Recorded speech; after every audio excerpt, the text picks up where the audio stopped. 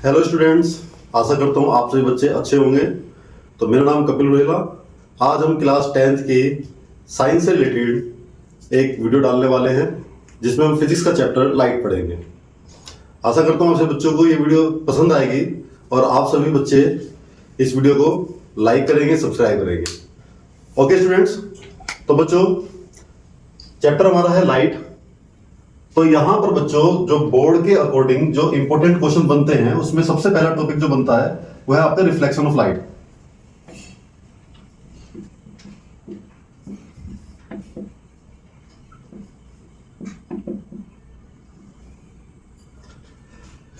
बच्चों reflection of light क्या होता है? लाइट के रिफ्लेक्शन समझने से पहले आप समझ लीजिए बाउंसिंग बैक के बारे में। जब कोई ऑब्जेक्ट किसी सॉलिड सरफेस से टकराएगा तो टकराने के बाद वो वापस लौटता है। जैसे कि आपके पास एक रबड़ की बॉल है, वो किसी सॉलिड सरफेस से टकराएगी तो वापस लौटती है, सब बोलते हैं बाउंसिंग बैक। ऐसे ही बच्चों जब हमारी लाइट रे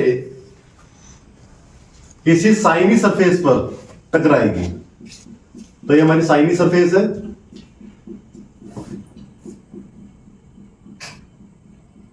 आप इस साइनी सरफेस को मिरर बोल सकते हैं।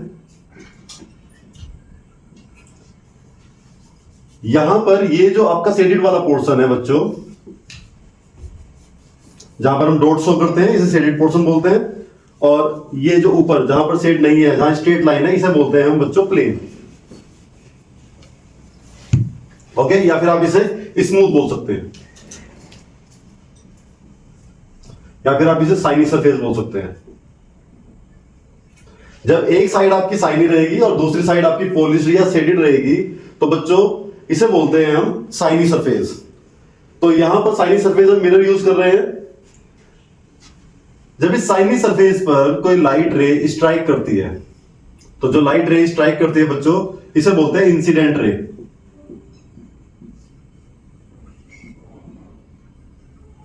और स्ट्राइक करने के बाद बच्चों ये लाइट रे वापस लौटती है। तो जो लाइट रे वापस लौटती है इसे बोलते हैं रिफ्लेक्टेड रे।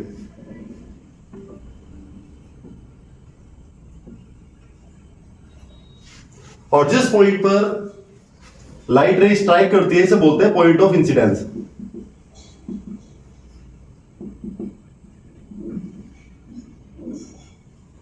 जहां पर लाइट रे स्ट्राइक करती है वहां पर एक परपेंडिकुलर ड्रॉ करते हैं जिसे बोलते हैं नॉर्मल।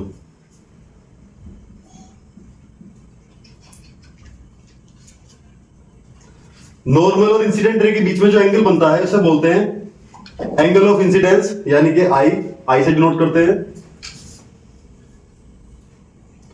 और जो रिफ्लेक्टेड रे और नॉर्मल के बीच में जो एंगल बनता है वो एंगल ऑफ रिफ्लेक्शन, जिसे आर से डिनोट करते हैं। ओके, तो यहां पर आप देख पा रहे होंगे कि एक लाइट रे एक साइनी सरफेस पर टकराई और टकराने के बाद ये वापस लौट रही है।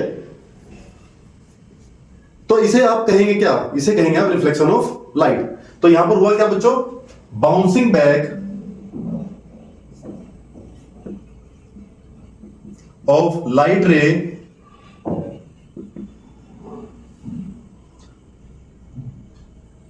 in same medium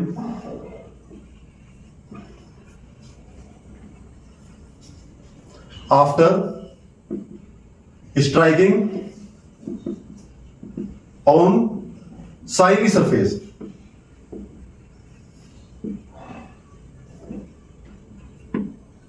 ओके, तो यहां पर रिफ्लेक्शन ऑफ लाइट की डेफिनेशन बनती है bouncing back of light ray in same medium after striking on shiny surface.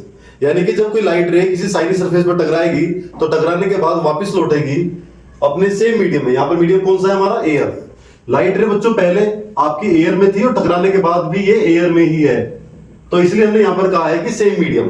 तो bouncing back of light ray in same medium after striking on shiny surface. Shiny surface आपकी क्या है यहां पर बच्चों? मिरर। ओके, तो बच्चों आपको यहां पर एक बात ये समझनी है कि इंसिडेंट रे और ये जो नॉर्मल होता है बच्चों, इनके बीच में एक एंगल बनता है जिसे एंगल ऑफ इंसिडेंस बोलते हैं और इसे आई से डिनोट करते हैं। और नॉर्मल और रिफ्लेक्टेड रे के बीच में भी एक एंगल बनता है जिसे हम एंगल ऑफ रिफ्लेक्शन और आर से इसे इंडिकेट करते हैं। तो यहां पर इसकी नीड क्या पड़ती है बच्चों? यहां पर हम लॉ पढ़ते हैं, law of reflection of light. तो पहला लॉ हमारे पास है incident ray normal and reflected ray, incident ray, normal and reflected ray lie on same plane. इसका मतलब क्या है,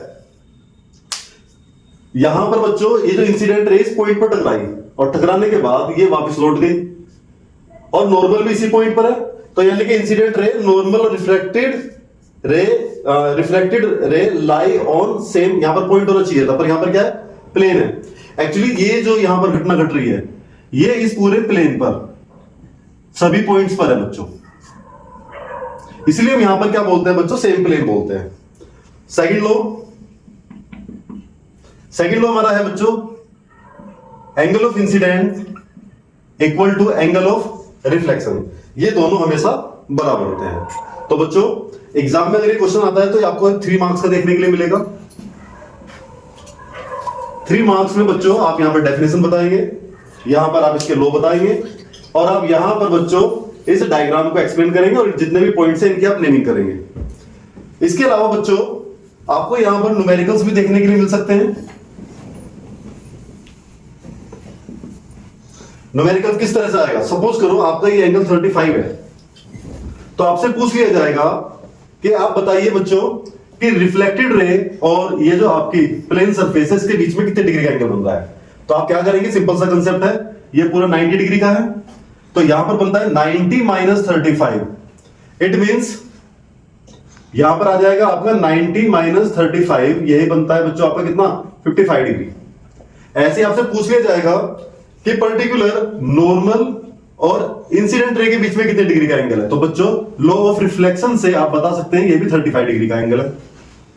ऐसे आपसे ये भी पूछ सकते हैं कि इंसिडेंट रे और ये जो प्लेन है इसके बीच में कितने डिग्री का एंगल है, तो आप बच्चों यहां पर भी 90 में से माइनस करके बताएंगे कि ये भी आपका 35 डिग्री है।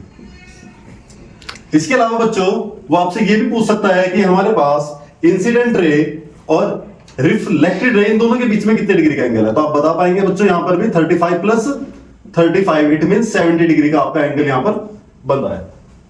आपको इस चीज पर ध्यान देना है, बड़े ध्यान से क्वेश्चन को पढ़ना है और समझना है कि उसने हमसे किसके बीच का एंगल पूछा हुआ है। ओके, यहां पर ये क्वेश्चंस आपको 1 नंबर के देखने के लिए मिल सकते हैं और इसके अलावा बच्चों वो पर्टिकुलर इस क्वेश्चंस को ब्रेक करके 1 मार्क्स 2 मार्क्स या फिर अगर कंप्लीट पूछता है तो 3 मार्क्स में आपसे पूछ लिया जाएगा। ओके, इसके अलावा आपको यहां पर बस कुछ बेसिक से कंसेप्ट है जो समझ लेना है, जो आपके काम आ जाएंगे। तो बच्चों ये जो लाइट रे आपसे कहा गया था कि सभी प्लेन पर जितने भी पॉइंट्स हैं कि ये सभी पर ये घटना घट रही है, तो ये कैसे घटती है बच्चों, जब किसी सोर्स से लाइट आती है तो ये सारी की सारी लाइट रेज पैरेलल आती है और जब ये लाइट रेज पैरेलल आ रही है बच्चों और जब ये किसी साइनी सरफेस पर टकराएंगी तो टकराने के बाद बच्चों ये लौटती हैं, ये सभी लौटती हैं बच्चों, ये भी लौट रही है, ऐसे वापस ये भी लौट रही है। ओके, तो ये पूरे प्लेन पर इस तरह का आपको प्रोसेस देखने के लिए मिल जाएगा।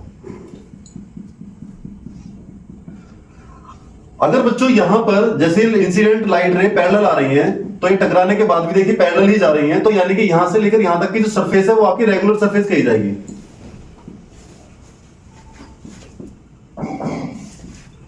और अगर सपोज करो कि यहां पर टकराने के बाद रैंडमली किसी भी डायरेक्शन में मूव कर गई, मतलब कोई भी डायरेक्शन इसकी फिक्स नहीं है, तो ऐसे केस में ये जो सरफेस है ये आपकी कही जाएगी कौन सी सरफेस, इररेगुलर सरफेस।